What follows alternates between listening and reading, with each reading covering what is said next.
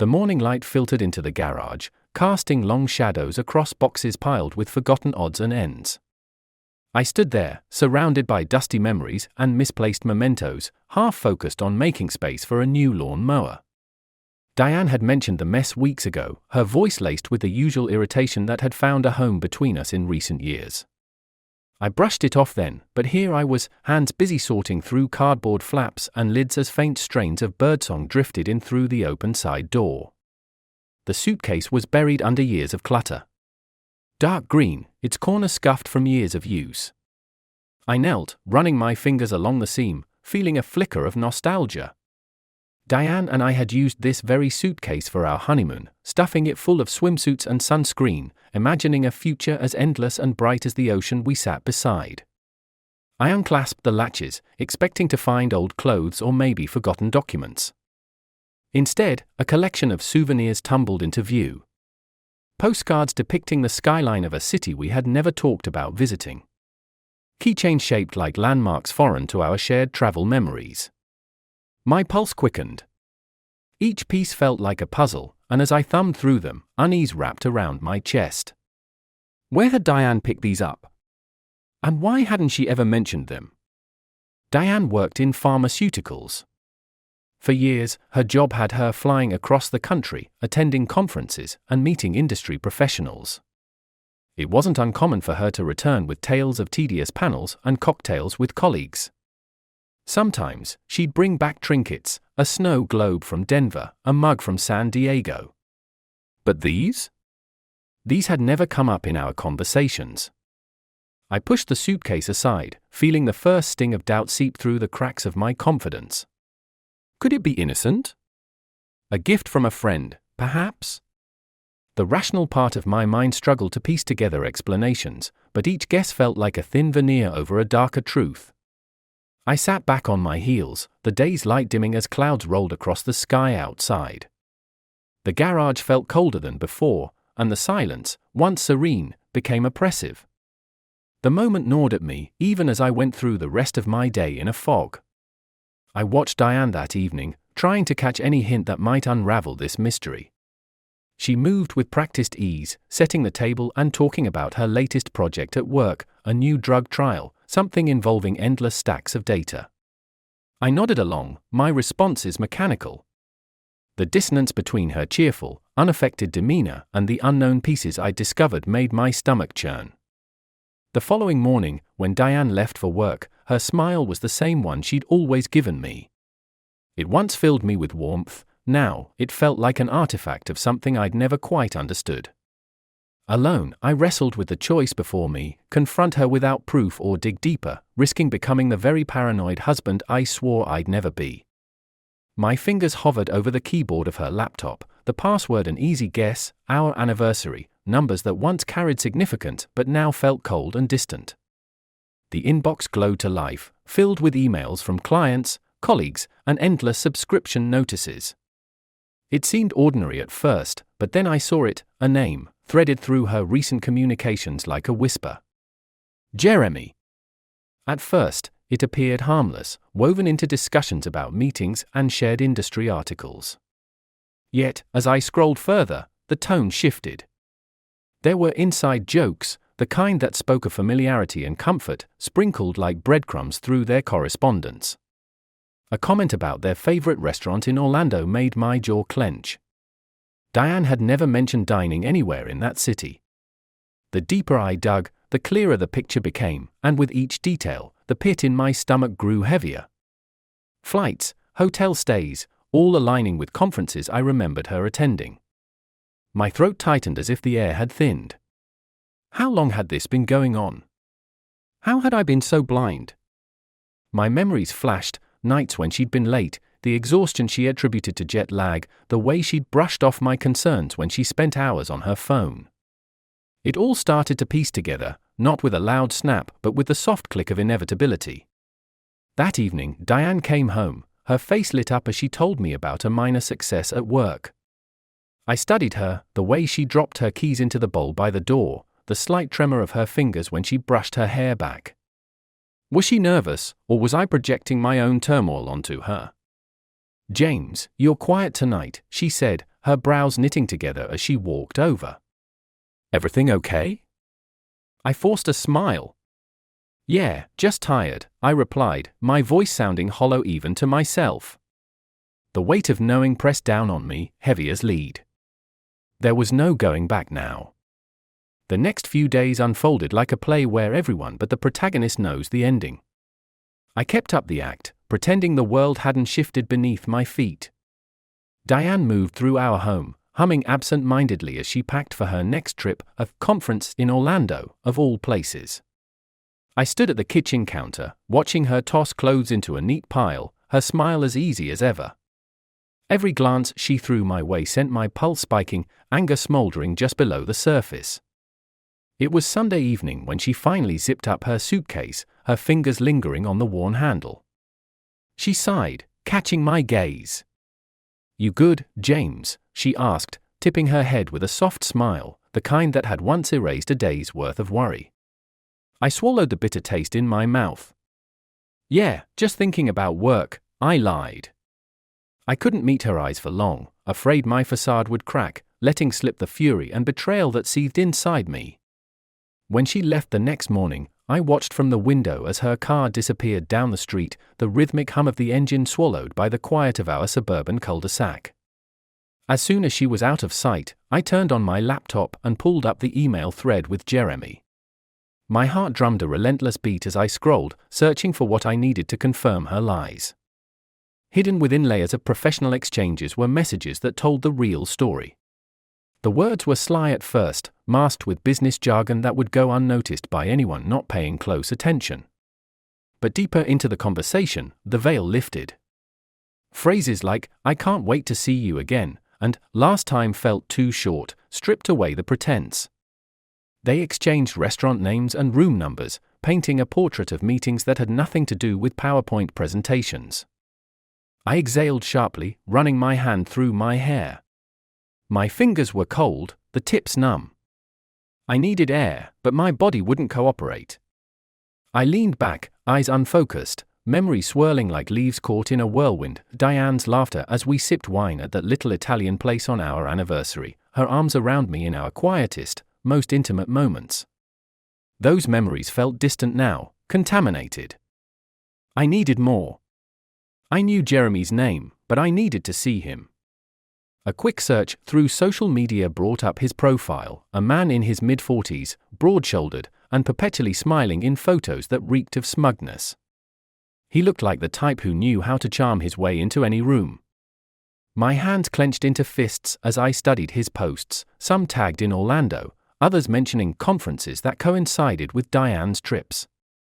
My phone buzzed, snapping me out of the spiral. It was a message from Diane, just landed. "We'll call tonight. Love you." The word stung like a slap. I resisted the urge to throw my phone across the room. When evening rolled around, Diane called as promised. Her voice was bright, tinged with the echo of an airport PA system. "Hey, just wanted to let you know I got in okay. How was your day?" "Fine," I replied, forcing my tone to match hers. The detachment felt like a betrayal to my own emotions, but I couldn't let her hear it. "Work was a grind, you know how it is." She laughed, the sound hollow now. "I do. This trip is packed, but I'll try to sneak in some sightseeing if I can." "Liar," I thought. "Sounds good." "Don't overdo it," I said, biting back the sarcasm threatening to leak out. After we hung up, I sat in the silence of our kitchen, the hum of the refrigerator the only sound. I knew this couldn't go on. The next move had to be precise, undeniable. The following day, I called in a favor. An old friend, Pete, who worked in IT security, had once boasted about his side skills in tracking and surveillance. He owed me for keeping quiet about a workplace prank that almost cost him his job years ago. We met at a cafe, its bright interior at odds with the dark conversation we were about to have. Pete sipped his coffee, his brow creased. "So, you're sure about this, James? You know what you're asking for isn't exactly legal." "Trust me, Pete, I wouldn't be here if I wasn't sure." My voice shook, and I swallowed hard. I need to know the truth, all of it. He glanced around, then nodded. All right. I can give you access to her messages for a limited window. Don't ask me to keep it open long, this is risky enough as it is. The plan was set. That night, I accessed the feed he sent me, my eyes glued to the screen as messages flickered past. Jeremy's name popped up, along with a string of emojis and playful remarks that made my jaw tighten. Then, something more direct, meet at the hotel bar tonight, 7 p.m. I knew exactly where they would be. I'd memorized the name of the hotel from Diane's itinerary. There was only one thing left to do, confront her in a way that would leave no room for denial. The night air was thick as I parked across from the hotel, the neon sign casting a sickly glow over the street. I sat there, the minutes stretching into eternity. When the clock hit 7, I stepped out, each footfall echoing the weight of my resolve. The hotel lobby buzzed with the din of travelers and business people, the low hum of voices blending with the clinking of glasses and the soft, elegant notes of piano music drifting from a corner. I stood near the entrance, dressed in jeans and a nondescript jacket, just another face among the many. My heart pounded, every beat reverberating in my ears as I scanned the room for Diane. The knowledge of why I was there made everything sharp, each light, each shadow, every scent from the polished wood and rich leather chairs. The hotel bar stretched along one side, framed by shelves of gleaming bottles. A row of high stools held a mix of patrons, some engrossed in conversation, others lost in their drinks or their phones. And then, I saw her. Diane's blonde hair, unmistakable even in the soft light, caught my eye as she leaned in close to a man whose face I didn't need to see to identify. Jeremy. The way she laughed, that melodic sound she reserved for intimate moments, twisted my stomach into knots. Rage surged hot and sudden, but I forced myself to stay put, to observe. The idea of storming over, making a scene, was tempting, but I knew that wasn't the answer. I needed more than a confrontation that could be downplayed as a misunderstanding. I needed an end, clean and complete. Diane reached out, touching Jeremy's arm, her expression full of warmth and familiarity. It was as if I were watching a stranger. The moment seemed to stretch on forever, each second more unbearable than the last. I turned away before the bile rising in my throat could choke me. Outside, the air was brisk, biting into my skin as I gasped for breath. I made it to my car and sat there, hands gripping the steering wheel until my knuckles went white. The night pulsed around me, alive with distant laughter and traffic, but inside the car, it was silent. The silence of betrayal, of a wound so deep words failed to touch it. I glanced at my phone, Pete's feed still open.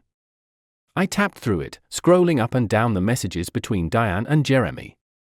They were still inside the bar, oblivious. I thought of what it meant, the lies, the duplicity, the stolen moments she had shared with him. I knew then what I had to do. This confrontation wouldn't happen tonight. It would be public, undeniable, and most importantly, final. The next day, I began to set the stage.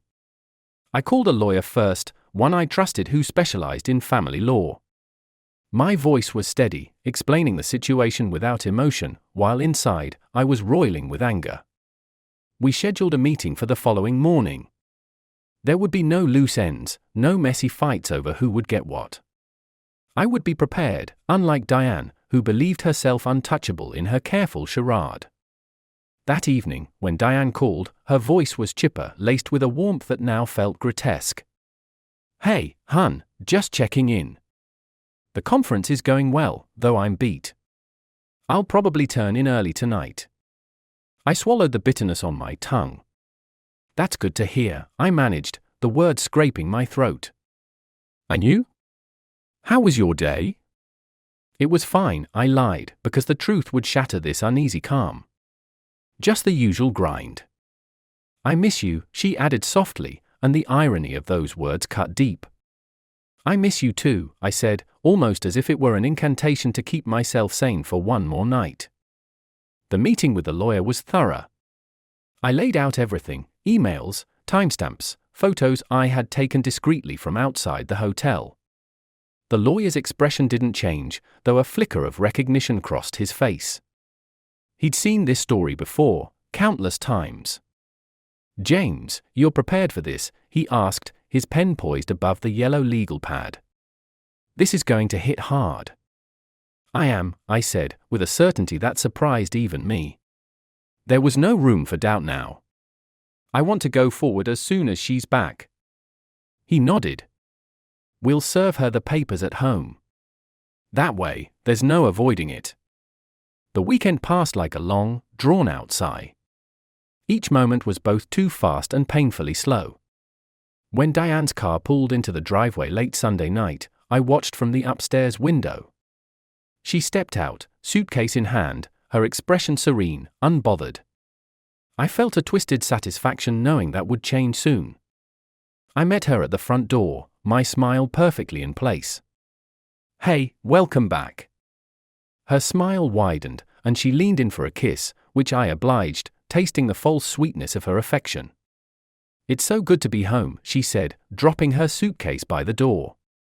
We moved into the kitchen, where the shadows cast by the soft glow of the overhead light seemed to deepen the silence between us. She began unpacking, pulling out a small gift bag from her luggage. "I brought you something. I thought you'd like it." I took the bag, a bitter chuckle building in my chest.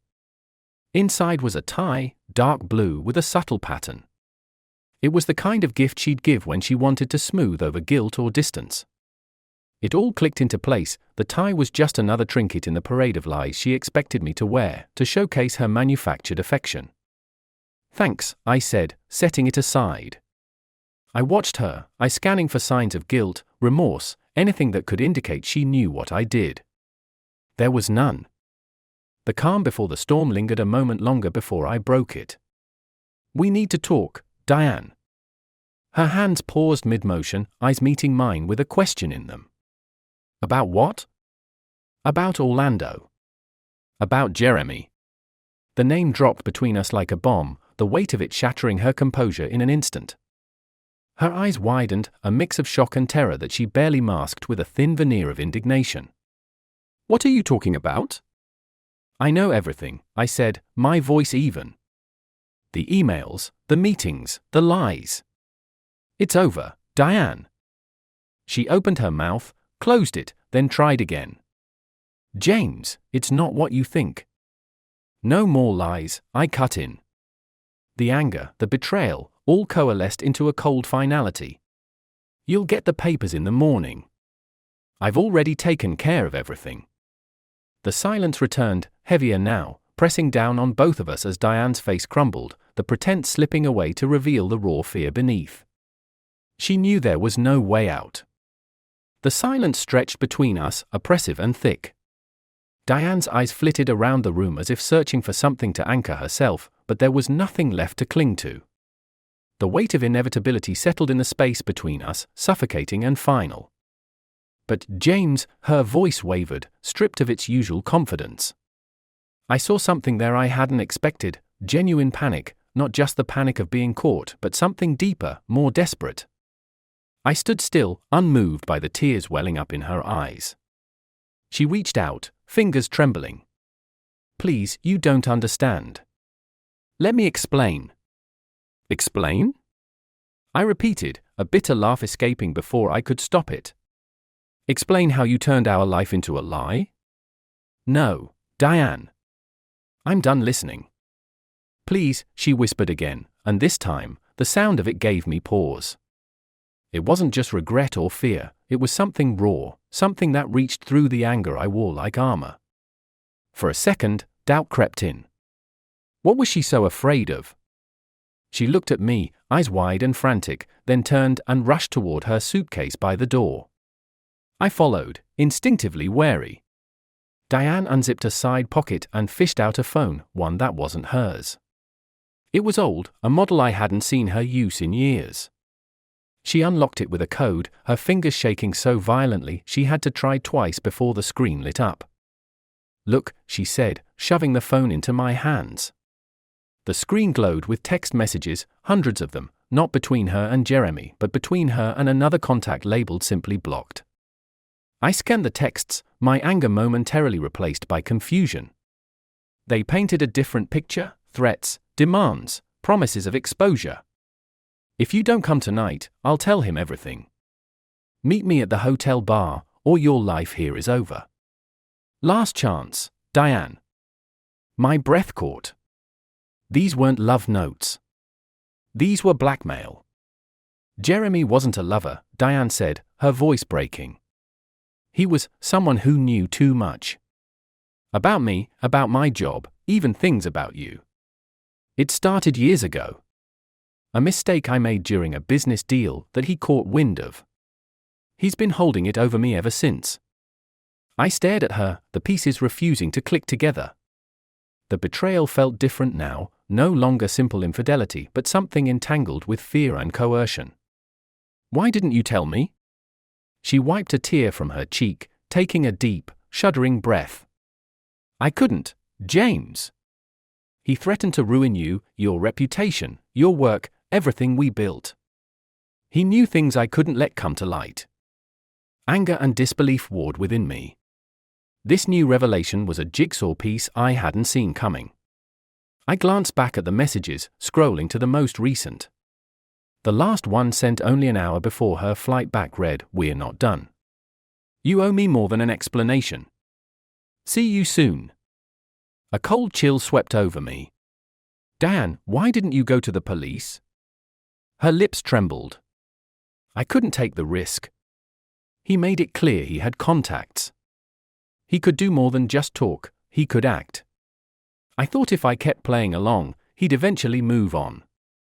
But he didn't, I said, the realization dawning on me as I pieced together the truth behind her distant smiles, the trips, the exhaustion she tried so hard to hide.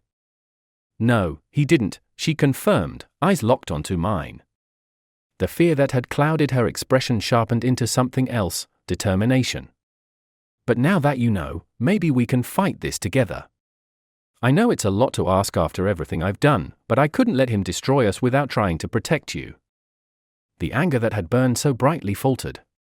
I glanced at the phone again, reading another message, the words searing into my mind, "If you don't handle this, I will. Time's up." Before I could respond, the doorbell rang, the sound splitting the silence. Diane's eyes went wide, and I felt a surge of adrenaline. We exchanged a glance that spoke volumes, and without another word, I moved to the door, checking the peephole. A shadow stood on the other side, shifting impatiently. "Who is it?" I asked, my voice steady, practiced. "It's Jeremy," a voice called back, casual, almost friendly. The sound of it sent a chill down my spine. Diane's hand clutched my arm, her eyes pleading. "James, don't open it." I nodded slowly, stepping back, my mind racing. We needed time, a plan. But as the moments ticked by, Jeremy's voice turned sharp. "Open the door, or I'll make sure you regret it." Something shifted in me then, the fear morphing into resolve. I glanced at Diane, who nodded, and together, we moved silently through the house to the back door, escaping into the night, hand in hand. The surprise ending wasn't that Diane had been faithful or unfaithful, it was that we were now running from a truth far more dangerous than either of us had imagined.